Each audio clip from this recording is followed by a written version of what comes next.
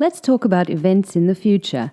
For example, later, tomorrow, next week, next year, at 5 o'clock, tonight, or soon. Learn how to use the going to future with Laura and Tom. What are you going to do at the weekend, Laura? I'm going to visit my grandparents on Sunday.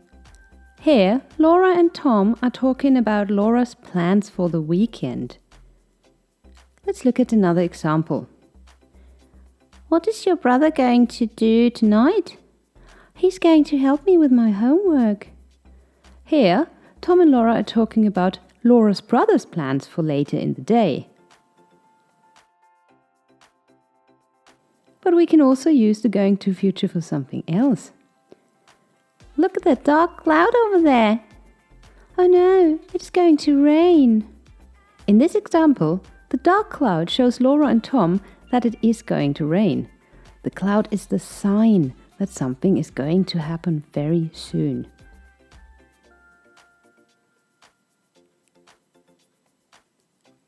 Look at that car, there's going to be a crash. In this example, the signs that something is going to happen very soon are the red traffic light and the fast car. So you use the going to future for plans and when there is already a sign for something.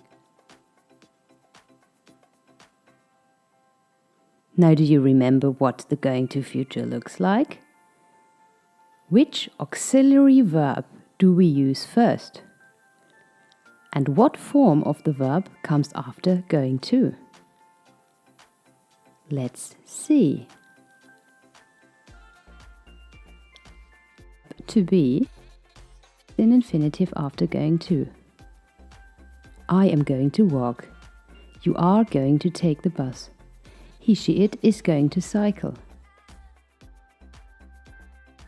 We are going to take the train. You are going to go by car.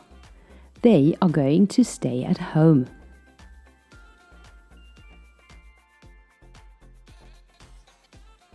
When you form a question with the going to future, the form of to be always comes before the noun or pronoun.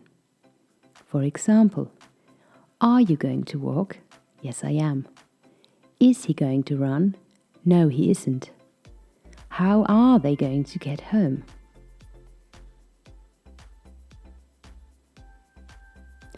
Now you know how to talk about events that happen in the future.